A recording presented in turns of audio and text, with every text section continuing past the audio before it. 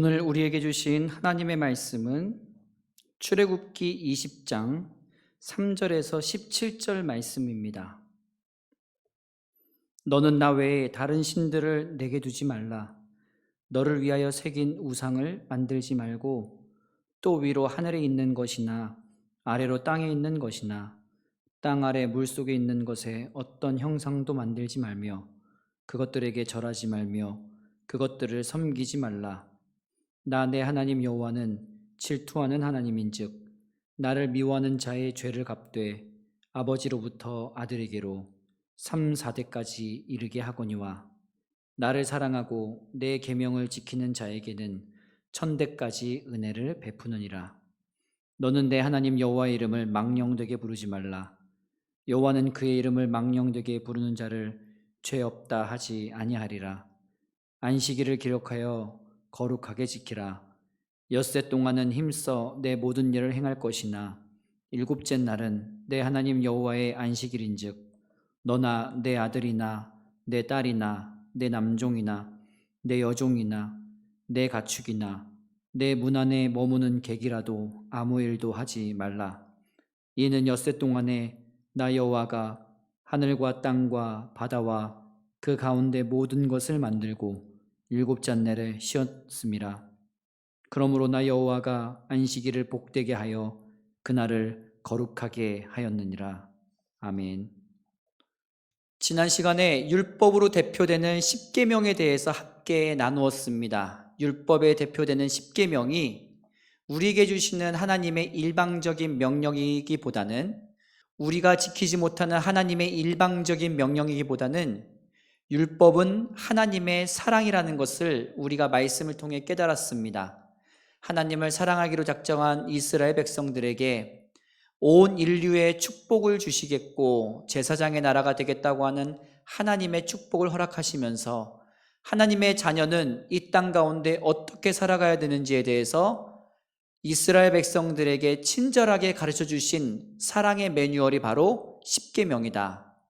십계명을 통하여서 하나님을 어떻게 사랑해야 되는지, 그리고 이웃을 어떻게 사랑해야 되는지, 그리고 살아가야 되는지에 대해서 알려주시는 것이 바로 십계명입니다. 자, 오늘은 그 십계명에 대해서 첫 번째, 하나님과 우리와의 관계를 말하고 있는 첫 번째 계명에서부터 네 번째 계명을 함께 보며 은혜 나누기를 소원합니다. 첫 번째에서부터 네 번째 계명에 하나님께서 우리에게 허락하신 것은 바로 뭐냐면 하나님께서는 마땅히 섬김받아야 될 유일하신 분이라는 것을 우리에게 알려주신다라는 것입니다. 하나님의 교훈은 간단합니다. 하나님은 하나님이시기에 우리의 완전한 헌신을 받기에 충분한 자격을 갖추신 분이라는 것입니다. 그래서 첫 번째 계명 그리고 그 두 번째 계명이 바로 이 말씀입니다. 너는 나 외에 다른 신을 내게 두지 말라. 너를 위하여 새긴 우상을 만들지 말고 또 위에 하늘에 있는 것이나 아래로 땅에 있는 것이나 땅 아래 물속에 있는 것에 어떤 형상도 만들지 말며 그것들에게 절하지 말며 그것들을 섬기지 말라. 나 내 하나님 여호와는 질투하는 하나님인즉 나를 미워하는 자의 죄를 갚되 아버지로부터 아들에게로 3, 4대까지 이르게 하거니와 나를 사랑하고 내 계명을 지키는 자에게는 1000대까지 은혜를 베푸느니라. 하나님 외에 다른 누구에게도 그 어떤 것에도 더 큰 충성을 보이지 말라는 것입니다. 더 큰 헌신을 보이지 말라는 것입니다. 선악과를 따먹은 죄를 저지른 것, 그것의 궁극적인 목적은 바로 무엇이냐면 하나님과 같이 되려고 했던 것입니다. 하나님처럼 되고 싶어서, 하나님처럼 될 수 있을 것 같아서 사탄의 꿰매 넘어가 아담과 하와는 선악과를 먹은 것입니다. 인간에게 주신 하나님께서 주신 그 선을 넘어 하나님과 같이 되려고 했던 습성을 가진 것이 바로 우리 인간입니다. 그래서 하나님께서는 첫 번째 계명에 나 외에 다른 신을 섬기지 말라 말씀하십니다. 바로 우리가 하나님처럼 되려고 하는 바로 그 죄성이 있기 때문에 그렇습니다. 우리의 모든 생각과 행동과 관계에서 하나님의 하나님 되심을 증거하고 드러내야 될 줄 믿습니다. 두 번째 계명은 첫 번째 계명을 더욱더 확고하게 만드는 계명입니다.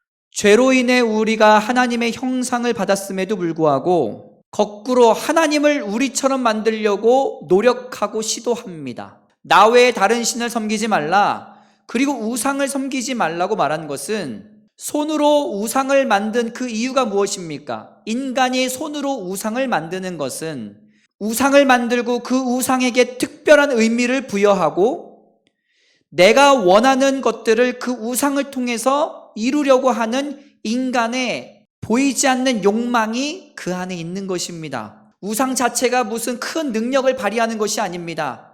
그 우상을 만드는 인간 내면의 죄성이 그 우상을 하나님으로 만드는 것입니다. 로마서 1장 21절에서 23절 말씀에 하나님을 알되 하나님을 영화롭게도 아니하며 감사하지도 아니하고 오히려 그 생각이 허망하여지며 미련한 마음이 어두워졌나니 스스로 지혜 있다 하나 어리석게 되어 썩어지지 아니하는 하나님의 영광을 썩어질 사람과 새와 짐승과 기어다니는 동물 모양의 우상으로 바꾸었느니라.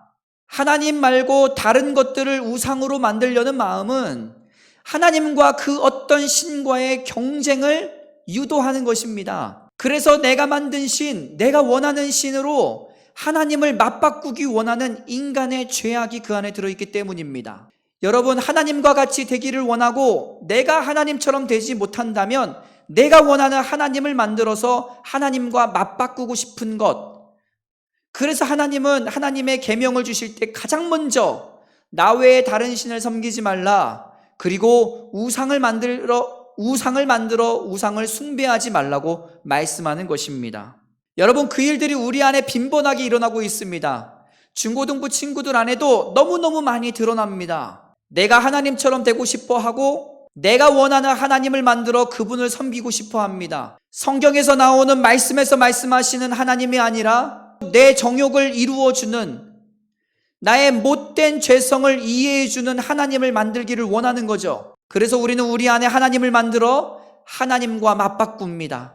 그래서 우리는 우리 안에 자신만의 하나님을 만들어 진리의 하나님과 맞바꾸어 그것을 숭배하고 있습니다. 지금도 여러분, 진정한 하나님을 믿고 계십니까? 내가 만든 하나님을 믿고 있습니까? 지금도 여러분, 다른 사람들은 모르지만 진정한 하나님을 믿고 있습니까? 아니면 내가 만든 하나님을 믿고 있습니까? 지난주에도 같이 이어서 얘기했던 것처럼, 그래서 여러분, 예배가 중요합니다.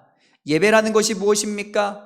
예배를 통하여 하나님의 말씀을 듣고 주님께 영광 돌림으로 말미암아 늘 내 속에 늘 함께하고 있는 죄된 습성과 죄된 생각들 속에 하나님에 대한 모든 관념들, 잘못된 생각들이 다시 한번 고쳐지고 진리의 하나님을 바로 알게 되는 것이 바로 예배를 통해 일어난다라는 것입니다.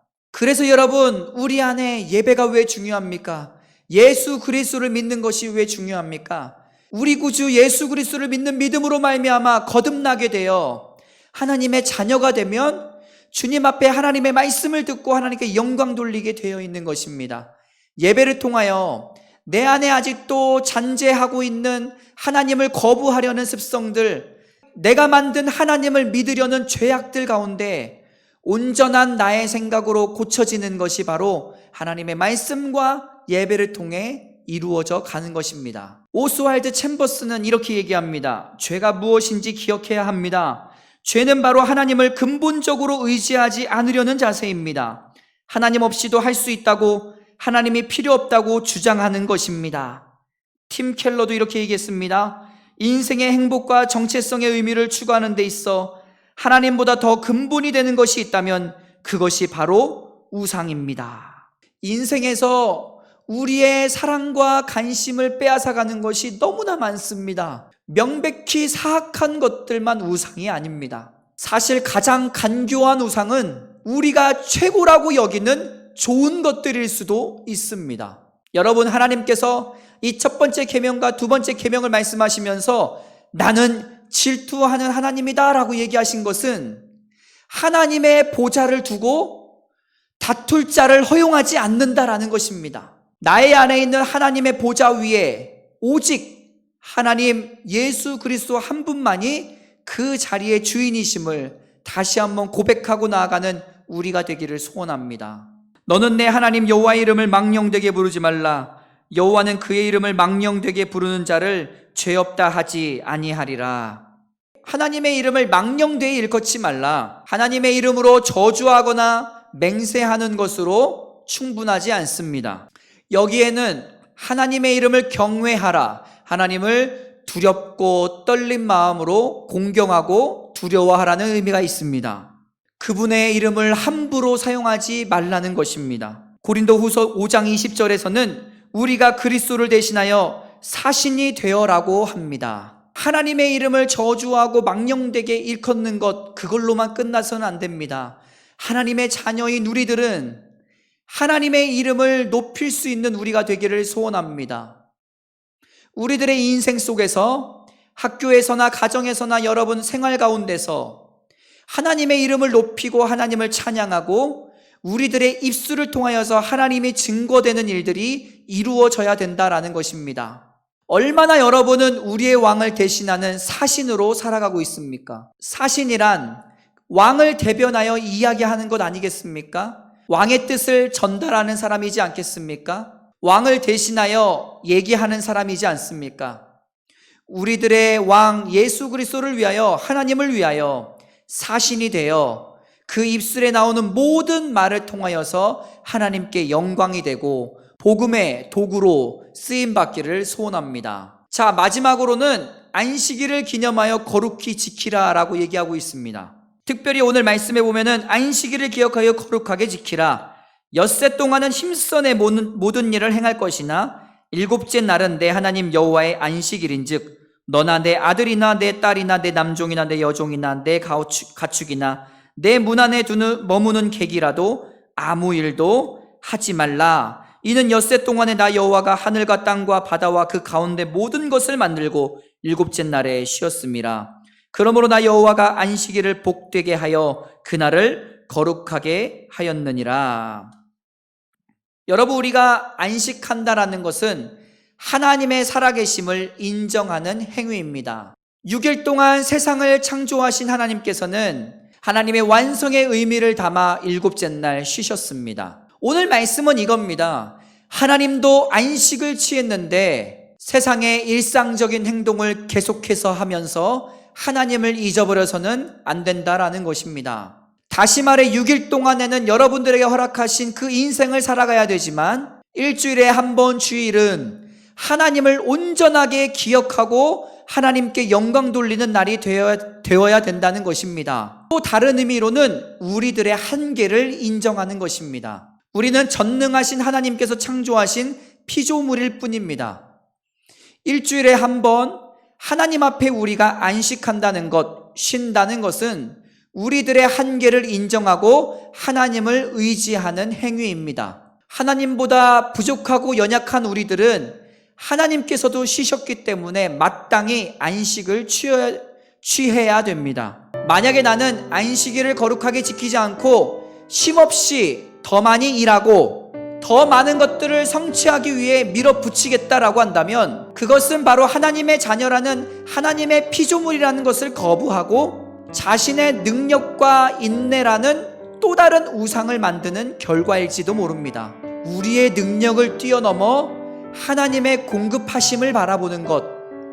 그래서 여러분, 안식일은 하나님께 집중하는 날이 되어야 될 줄 믿습니다. 주일은 주님 앞에 예배드리며 안식하는 날입니다. 잠시 여러분들의 일상을 멈추고 하나님 앞에 온전히 예배드리며 하나님께 집중하는 시간 가지기를 소원합니다. 주일날 학원을 간다, 공부를 조금 더 한다, 나의 자기 개발을 위해서 노력한다, 이런 것들과 하나님께 안식하는 시간과 맞바꾸지 않기 바랍니다. 우리는 연약합니다. 우리의 노력은 한계가 있습니다. 하지만 하나님의 공급하심은 우리가 측량할 수 없습니다. 안식일날 거룩하게 예배드리며 하나님을 다시 한번 기억하는 시간에 더욱더 온전하게 하나님께 예배드리고 다시 한번 하나님의 자녀로서 하나님이 주시는 공급하시는 새 힘으로 살아갈 수 있는 여러분들 되기를 소원합니다.